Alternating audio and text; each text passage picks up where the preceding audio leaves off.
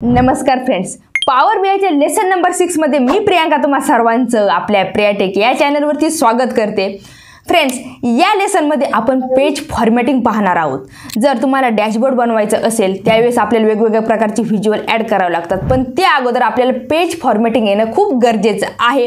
तर त्यासाठी हा लेसन शेवटपर्यंत नक्की पहा आणि आतापर्यंत चॅनल सबस्क्राइब केला नसेल तर लगेच चॅनलला सबस्क्राइब करून पुढील बेल आयकॉनवरती क्लिक करायला विसरू नका। चला तर मग जास्त वेळ न घालवता आपण येऊया आपल्या स्क्रीनकडे। या अगोदरच्या लेसनमध्ये आपण डेटा इम्पोर्ट करून ठेवलेला आहे। इथे तुम्हाला राईट साइडला पहा डेटा आपण इम्पोर्ट करून ठेवलेला आहे, पण सध्या आपण यावरती व्हिज्युअल बनवणार नाहीत।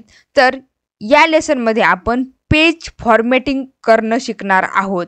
तर जिथे आपल्याला काम करायचं आहे म्हणजे ह्या कॅनव्हास वरती आपण काम करणार आहोत, तर त्याचं फॉर्मॅटिंग कसं करायचं हे आपल्याला माहिती असणं गरजेचं आहे। म्हणून आपण या लेसन मध्ये पेज फॉर्मॅटिंग पाहणार आहोत। तर पहा फ्रेंड्स, इथे खाली गेल्यानंतर आपल्याला जर मल्टिपल पेजेस इन्सर्ट करायचे असेल तर इथे प्लसचं बटन आहे, यावरती जर आपण क्लिक केलं तर आपण इथे मल्टिपल पेजेस इन्सर्ट करू शकतो। पहा, मी बोलता बोलता 6 पेजेस इन्सर्ट केलेले आहेत। फ्रेंड्स, तुम्हाला जर मल्टिपल डॅशबोर्ड बनवायचे असतील तर असे मल्टिपल पेजेस इन्सर्ट करणं गरजेचं आहे।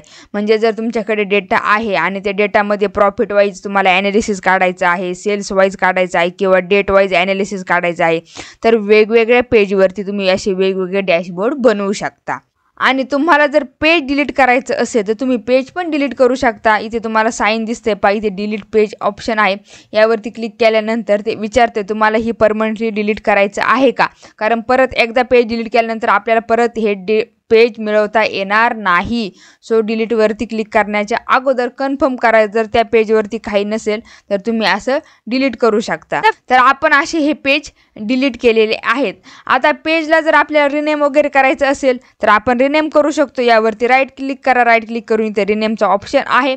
या पेजला जे काही नाव द्यायचं असेल तर तुम्ही ते देऊ शकता। समजा डेटा 1 वगैरे आपण असं नाव दिलेलं आहे, किंवा पेज रिनेम आपल्याला आणखी वेगळ्या ठिकाणी जाऊन पण करता येतं, तेही आपण पाहणार आहोत। मल्टिपल पेज आहे त्यावर मल्टिपल डॅशबोर्ड आहे, तर तसं तुम्ही त्याला रिनेम करू शकता।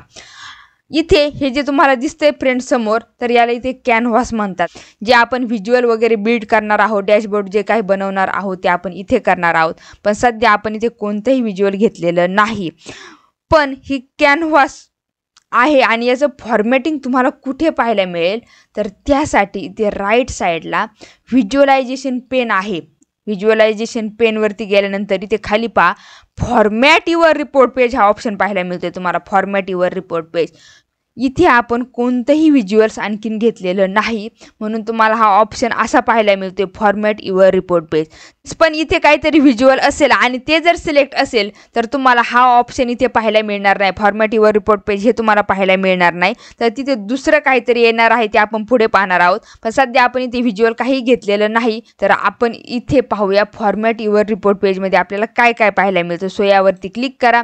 क्लिक केल्यानंतर फ्रेंड्स इथे पहा page information, canvas setting, canvas background, wallpaper, filter pen, filter cards असे सर्व ऑप्शन आपल्याला पाहायला मिळतात। तर आता 1 बाय 1 आपण हे ऑप्शन पाहूया।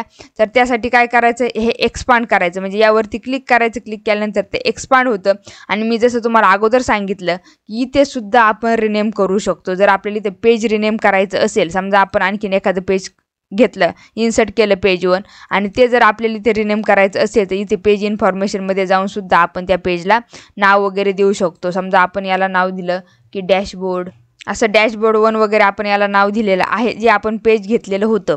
हे पहा इथे तुम्हाला दिसतंय डॅशबोर्ड 1 आलेलं आहे, म्हणजे तिथे जाऊन सुद्धा आपण रिनेम करू शकतो, कारण हे सगळे पेज फॉर्मॅटिंगचेच ऑप्शन आहेत। तर पेज इन्फॉर्मेशन पहा, त्यानंतर इथे खाली काय आहे, allow use a tool tip. आता हे टूल टिप सुद्धा आपण अलाव करू शकतो, ते त्याचा यूज काय होतो हे पुढे पाहूया आपण। अलाव क्वेश्चन अँड आन्सर हाही ऑप्शन इथे आपण अलाव करू शकतो, तर ते सर्व आपण पुढे पाहणारच आहोत। आता हे आपण मिनिमाइज करूया, कॅनव्हास सेटिंगकडे जाऊया। तर कॅनव्हास सेटिंगमध्ये बाय डिफॉल्ट आपलं जे रेशो असतो तो 16:9 असतो। तर तुम्हाला जर चेंज करायचं असेल तर तुम्ही तो चेंज करू शकता, 4:3 पण करू शकता। लेटर साईज घ्यायचं आहे की टूल टिप वगैरे घ्यायचं आहे, तुम्हाला लेटर साईज घेतलं तर असं कॅनव्हास आपलं लेटर साईज येणार आहे। नंतर इथे टूल टिप पण ऑप्शन पाहायला मिळतो, तुम्ही टूल टिप प्रमाणे घेऊ शकता, किंवा इथे कस्टम पण आहे, म्हणजे तुम्हाला पाहिजे तेवढी तुम्ही हाईट विड्थ इथे देऊ शकता। इथे तुम्हाला स्क्वेअर करायचं असेल तर तर तुम्ही ते स्क्वेअर करा, म्हणजे हाईट पण 1000 करा आणि विड्थ पण 1000 करा, म्हणजे ते काय झालं स्क्वेअर झालं ना फ्रेंड्स. तर पहा असं केल्यानंतर अशा प्रकारे इथे येणार आहे. हे झालं आपलं स्क्वेअर. आपण इथे कस्टम घेतलेलं आहे, जे कॅनव्हास सेटिंगमध्ये जाऊन आपण हे कस्टम घेतलेलं आहे. आणि तुम्हाला जर परत एकदा 16:9 ठेवायचं असेल तर तुम्ही ते 16:9 ठेवू शकता. नेक्स्ट ऑप्शन आहे व्हर्टिकल अलाइनमेंट वगैरे. आपण अलाइनमेंट वगैरे असं चेंज करू शकतो. मिडलला वगैरे घ्यायचं असेल तर तुम्ही मिडलला घेऊ शकता, टॉपला घ्यायचं तर टॉप घ्या. आणि जे काही चेंजेस केले आहेत ते जर रिसेट करायचं असेल, परत डिफॉल्ट सारखं तुम्हाला पाहिजे असेल तर खाली इथे रिसेट टू डिफॉल्ट ऑप्शन आहे, यावरती क्लिक करा.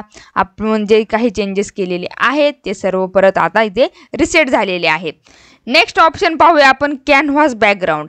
आता कॅनव्हास बॅकग्राऊंडमध्ये आपण इथे कॅनव्हासला कलर वगैरे बॅकग्राऊंडला देऊ शकतो. तर त्यासाठी इथे कलर ऑप्शन तुम्हाला पाहायला मिळेल आणि इथे जाऊन समजा आपण असा कलर घेतला आणि कलर घेतला आपण, बट इथे आपल्याला बॅकग्राऊंडला कलर दिसत नाही.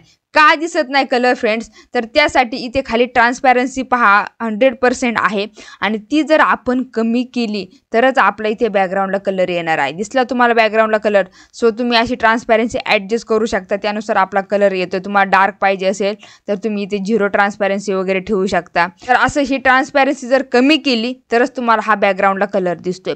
नंतर फ्रेंड्स इथे बॅकग्राऊंडला आपण इमेज पण घेऊ शकतो. आता ती इमेज कशी घ्यायची ती थोड्या वेळाने आपण पाहणारच आहोत. पण इथे नेक्स्ट ऑप्शन तुम्हाला पाहायला मिळतोय की वॉलपेपर. आता हा वॉलपेपरचा ऑप्शन पहा. तर जर इथे जर आपण बॅकग्राऊंडला कलर घेतला, वॉलपेपरच्या बॅकग्राऊंडला जर आपण एखादा कलर घेतला तर पहा काय होतं. समजा आपण कोणता तरी एखादा कलर घेतला आणि तो कलर इथे बॅकग्राऊंडला आलेला दिसतोय, आपल्याला दिसतोय, हा वॉलपेपरला दिसतोय. हा कॅनव्हास आहे पूर्ण, हे कॅनव्हासचं बॅकग्राऊंड. इथे आपलं डॅशबोर्ड वगैरे बिल्ड होणार आहे आणि हे जे बाहेर दिसतंय तुम्हाला हे वॉलपेपर आहे आणि वॉलपेपरला हा कलर आहे. तर हा कलर तुम्हाला घ्यायचा की नाही घ्यायचा तुम्ही घेऊ शकता. वॉलपेपरला तुम्ही इमेज पण घेऊ शकता किंवा इथे तुम्हाला जर तो कलर नको असेल तर तुम्ही याची ट्रान्सपॅरन्सी 100% पण करू शकता किंवा तुम्ही याला कलर तुमचा व्हाईट पण करू शकता. शक्यतो इथे वॉलपेपरला कलर घेण्याची गरज नाही, कारण वॉलपेपरवरती आपण काम करत नाही तर आपण इथे कॅनव्हासवरती काम करतो. सो आपल्याला जर डॅशबोर्ड व्यवस्थित बनवायचे असेल तर कॅनव्हासचा जो बॅकग्राऊंड कलर आहे तो आपल्याला व्यवस्थित घेणं गरजेचं आहे किंवा त्याऐवजी आपण इथे इमेज पण घेऊ शकतो. आता इमेज पहा. समजा इमेज जर आपल्याला इथे इन्सर्ट करायची असेल तर आपण इमेज पण इन्सर्ट करूया. ह्या इमेजवरती जाऊया, ब्राउजवरती जाऊया आणि आपली इथे इमेज आहेत. इमेज सेकंड आपण कोणती इमेज ओपन करूया आणि ओपन केल्यानंतर पहा इथे नॉर्मल आपली इथे इमेज आलेली आहे. आता इथे इमेज फिट ऑप्शन पाहायला मिळतं तुम्हाला. जर तुमची इमेज व्यवस्थित फिट होत नसेल तर तुम्ही असं फिटवरती क्लिक करू शकता.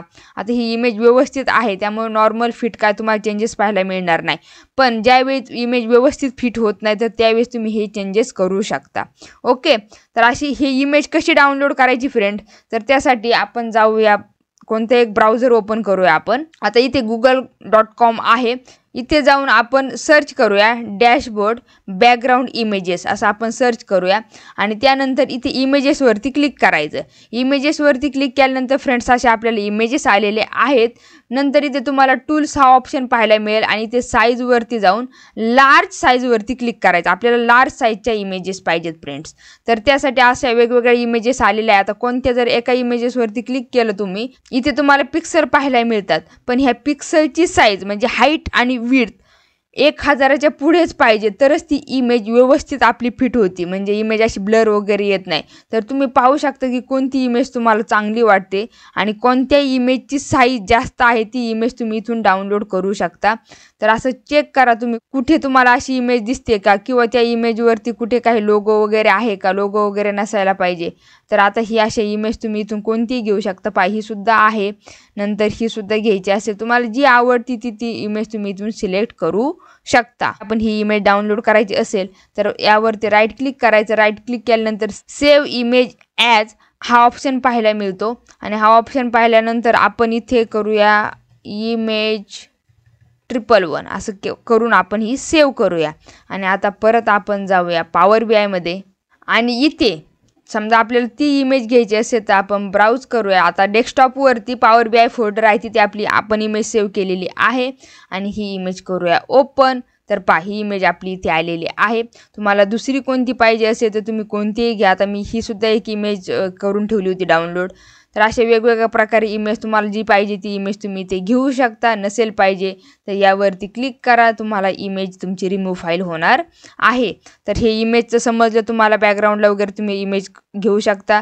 नसेल पाहिजे रिसेट टू डिफॉल्ट करा. नंतर वॉलपेपरचं पाहिलं आपण, हे मिनिमाइज करा. वॉलपेपरचं पण आपण पाहिलेलं आहे. नंतर नेक्स्ट आहे फ्रेंड्स इथे फिल्टर पेन. तर हे फिल्टर पेनचा यूज आपल्याला पुढे होणार आहे, तर त्यावेळेस आपण हे फिल्टर पेन आणि फिल्टर कार्ड्स हे ऑप्शन पाहणार आहोत. तुम्ही सुद्धा या गोष्टींची प्रॅक्टिस करा, कारण डॅशबोर्ड बनवण्यासाठी या गोष्टींची आपल्याला गरज पडणार आहे. म्हणून ह्या गोष्टी आपण इथे कव्हर केलेल्या आहेत. फ्रेंड्स, अशा रीतीने आपण इथे पेज फॉर्मॅटिंग अगदी व्यवस्थित पाहिलेलं आहे. नेक्स्ट लेसन खूप महत्त्वाचं आहे. नेक्स्ट लेसनमध्ये आपण व्हिज्युअल शिकणार आहोत.